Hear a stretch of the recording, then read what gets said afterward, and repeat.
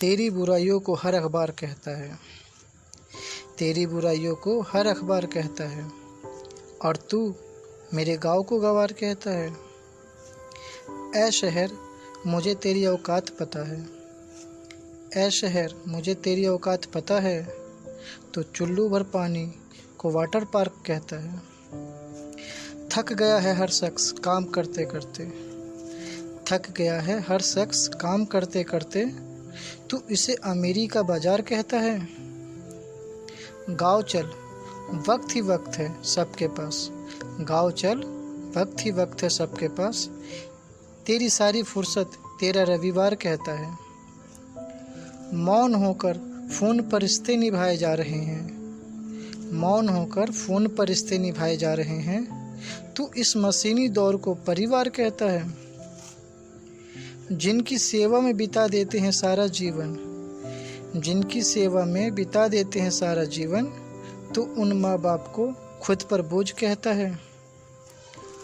वो मिलने आते थे तो कलेजा साथ लाते थे, वो मिलने आते थे तो कलेजा साथ लाते थे, तू दस्तूर निभाने को रिश्तेदार कहता है। बड़े बड़े मसले हल करती यहाँ पंचायतें, बड़े बड़े मसले हल करती यहाँ पंचायतें, तू अंधी भ्रष्ट दलीलों को दरबार कहता है। हेलो दोस्तों, आज मैं जो आपके लिए कहानी लेकर आया हूँ, उस कहानी का नाम है मेरी पहली नौकरी। भारत देश, जहाँ बड़े बड़े शहर महानगर बसे हुए हैं, ये शहर कभी सोते नहीं हैं, कभी रुकते नहीं हैं। इनका दिन जितना बिजी और शोरगुल भरा होता है, उतनी ही चमकीली रातें भी होती हैं। शहर तो रात में भी लगता है कि रुकने का नाम ही नहीं लेता। शायद इसीलिए उतनी ही यहाँ पॉपुलेशन और पोल्यूशन है। यहाँ के लोगों को किसी की भी नहीं पड़ी। बड़ी बड़ी फैक्ट्रियाँ दिन रात अपनी आवाज़ से शहर को जगाए रखती हैं, और मोटर कार बाइकें शहर को तो कभी रुकने ही नहीं देते हैं। ये शहर न तो रुकते हैं न ही थकते हैं, हमेशा अपनी चाल में चलते ही रहते हैं। इसके विपरीत हमारे गांव शांति को खुद में समेटे हुए हैं। लोगों को एक दूसरे से जुड़ाव देखने को मिलता है। यहाँ सबके पास वक्त है, एक दूसरे के मिलने का मन बना रहता है, सब एक दूसरे से मिलते हैं। पर सिर्फ शांति, प्यार, मेल मिलाप से जिंदगियां चलती तो इन शहरों की बड़ी बड़ी फैक्ट्रियों को कौन पूछता। सच तो यही है कि गांव कितनी भी शांति दे, कितना भी सुकून दे, पर पेट की भूख तो उस शांति को निगल ही जाती है, और उसी शोरगुल वाली दुनिया में जाकर 2 जून की रोटी मिलती है। इसीलिए हमारे गांव के जीतन, मंटुआ, बिरछिया, धोबिया, रंजितवा और भी गांव के बहुत सारे लोग पेट की आग को शांत करने के लिए इस शांति के मंदिर अपने गांव रामपुर को छोड़कर चले गए, उस ना रुकती ना थमती शहर दिल्ली में। और आज हम भी शहर जाने की तैयारी में हैं। हमारे घर की हालत बहुत ख़राब थी, 2 जून की रोटी नसीब न थी। कहाँ से होती, काम नहीं था, मेरे पास ना ज़मीन थी ना कोई जायदाद। तो आखिरी फैसला यही किया गया कि हम भी दिल्ली शहर को चलेंगे। वहीं पर मैं और मेरी जोरू बिजुरिया कुछ काम कर लेंगे। हमारा दोस्त जतिन भी वहीं दिल्ली में एक बड़ी फैक्ट्री में गार्ड की नौकरी करता था। उसी ने हमसे कहा था कि आ जाओ, तुम यहाँ नौकरी लगवा देंगे हम। तब से मन में था कि दिल्ली ही जाकर कुछ काम धंधा करें। बिजुरिया भी खूब जिद की। हमने किसी तरह 1000 रुपये जमा किए कि उन पैसों को लेकर हम दिल्ली जाएंगे। वहाँ जाने का किराया तो चाहिए ही था ना। बस क्या था, जतिनवा का फ़ोन आया कि आ जाओ बच्चे और भौजाई के साथ, तुम्हारी नौकरी की बात कर ली है, 3500 रुपये महीना मिलेगा और एक छोटा सा रूम भी कंपनी दे देगी। बस क्या था, अंधा क्या चाहता है, 2 आंखें ही ना। मेरे लिए ये बहुत था। अगले दिन मैं सुबह 3 बजे की ट्रेन लेकर दिल्ली के लिए निकल गया। मैंने तो अकेले कई बार ट्रेन का सफ़र किया था, पर जोरू और बच्चों को लेकर पहली बार दिल्ली जा रहा था। जर्नल बोगी में इतनी भीड़ थी कि पैर भी रखना मुश्किल था। सामान की बोरियां, सूटकेस, बैग्स, बर्तन की बोरियां, इन सब के साथ साथ इंसान भी उसमें ठूसे हुए थे। अगर किसी को लघु शंका लगी हो तो आप समझ लो कि 15 मिनट में आप अपने गंतव्य स्थान पर पहुंचेंगे, वो भी कई लोगों को चोट पहुंचाकर। इतनी बुरी हालत थी दिल्ली जाने वाली ट्रेन की। मैं वहीं खड़े खड़े सोचने लगा, ये भीड़ तो रोज की होगी ना, हर रोज इतने लोग दिल्ली जाते हैं। आखिर दिल्ली कितनी बड़ी है, इतने लोग रहते कहाँ होंगे। लगता है कि हजारों गांव के लोग भी कम पड़ते हैं दिल्ली जैसे शहर में। इतने लोग कहाँ से आते हैं। यही सोच ही रहा था कि अभी मेरा छोटा बेटा छोटुआ बोला, बाबूजी पेशाब लगी है। मैंने कहा, आजा बेटा करा देता हूँ, पर भीड़ को देखकर तो मन घबरा ही जाता था। मैंने छोटुआ को कंधे पे बिठाया और एक हाथ से छोटुआ को पकड़ा और दूसरे हाथ से सीटों का सहारा लेते हुए लोगों के ऊपर से निकलता हुआ आखिरकार मैं बाथरूम तक जा पहुंचा। लोग ट्रेन की गलियों में निर्जीव बोरियों की तरह पड़े हुए थे। छोटुआ को बाथरूम में भेज के यही सोचने लगा कि क्या पेट की भूख है ये, जो सजीव को निर्जीव बना देती है, सारे दर्द को मिटा देती है। बस 2 जून की रोटी, बस इतनी ही तो भूख होती है एक इंसान की, जो कि इंसान दूसरे इंसान का दर्द भी नहीं देखता है, यहाँ तक कि कुछ रुपयों के लिए लोगों को जान से मारने में भी नहीं घबराता। यही सब अभी सोच ही रहा था कि इतने में छोटुआ की आवाज़ फिर से आई, बाबूजी हो गया, चलो आजा छोटुआ, कहकर मैंने उसे कंधे पर बिठाकर अपनी सीट की तरफ निकल पड़ा। फिर इस बार उस भीड़ से लड़ते हुए जैसे तैसे सीट तक पहुंचा। सब के सब भूखे थे, जैसे तैसे भूखे प्यासे हम दिल्ली पहुंच गए। अब क्या करें, कैसे अपने दोस्त के पास जाए, यही उधेड़ बुन में थे।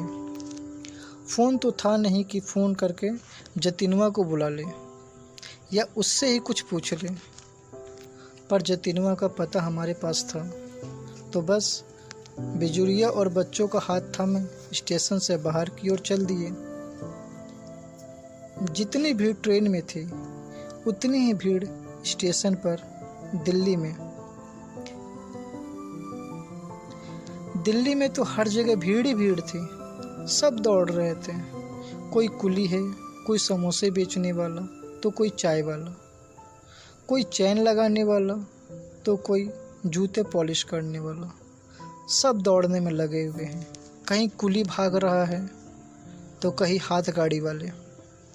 ट्रेन में जाने वालों की ही उतनी ही भीड़ थी जितनी कि दिल्ली से आने वालों की थी।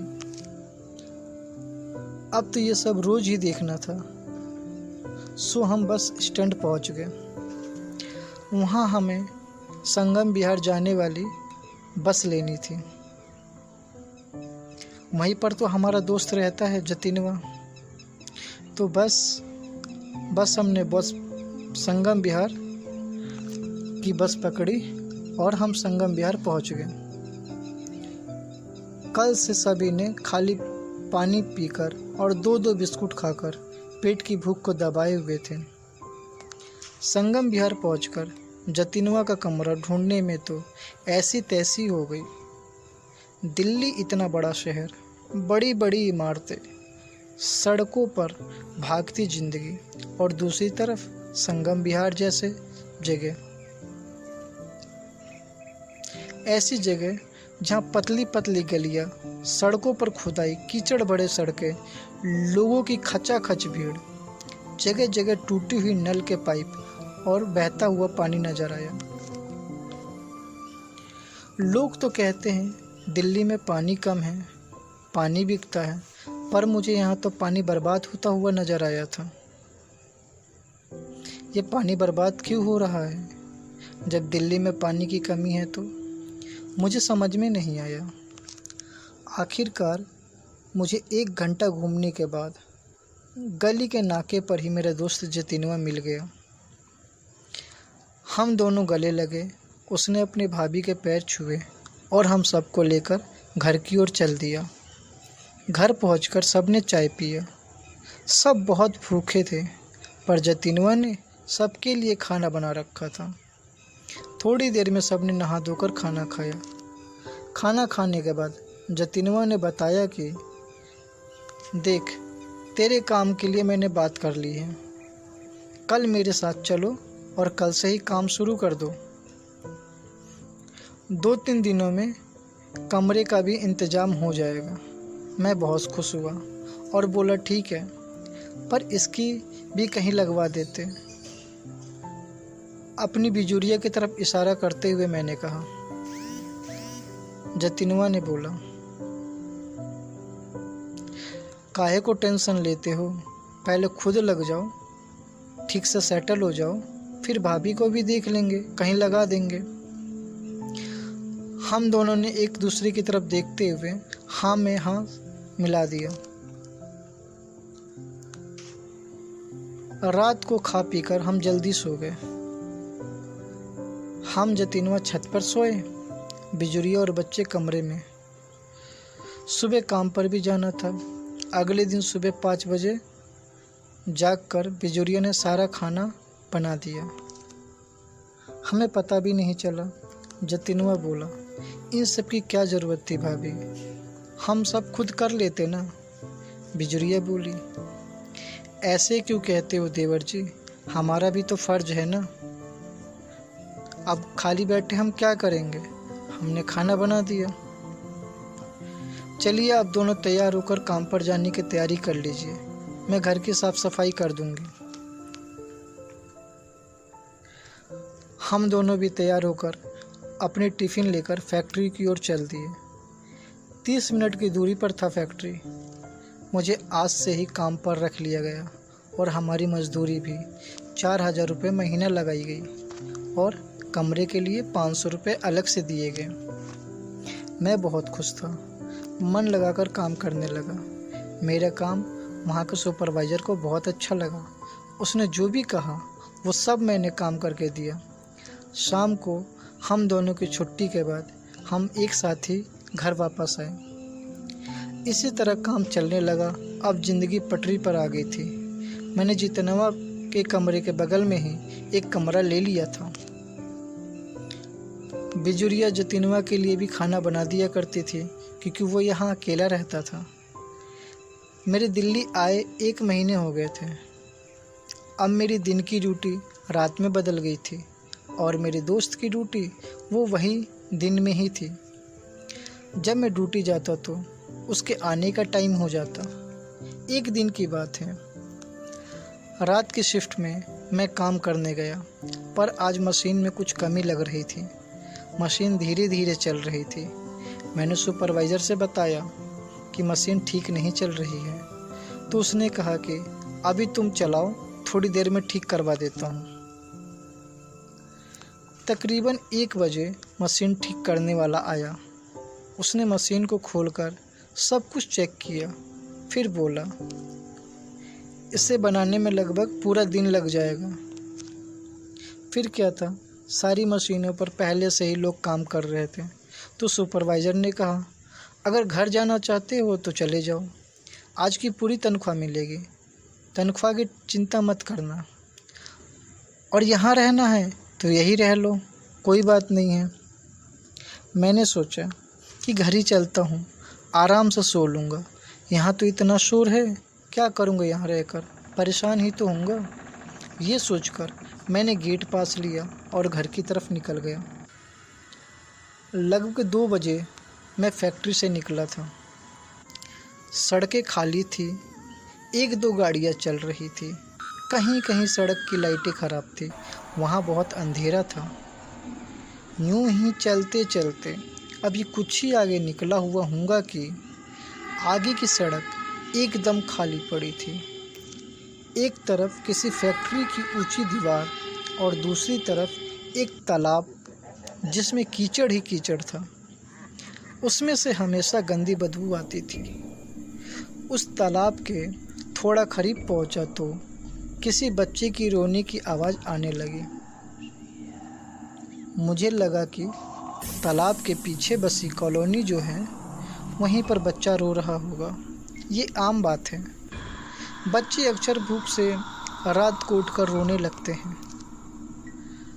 मैंने इस आवाज़ को अनसुना करके आगे बढ़ गया, पर जैसे जैसे मेरे कदम आगे बढ़ते वैसे वैसे बच्चे की रोने की आवाज़ तेज होती चली जाती। अब मुझे डर का एहसास होने लगा। जैसे ही मैंने तालाब के आधे हिस्से को पार किया कि उस बच्चे की रोने की आवाज़ अब तालाब के गंदे पानी से आने लगी।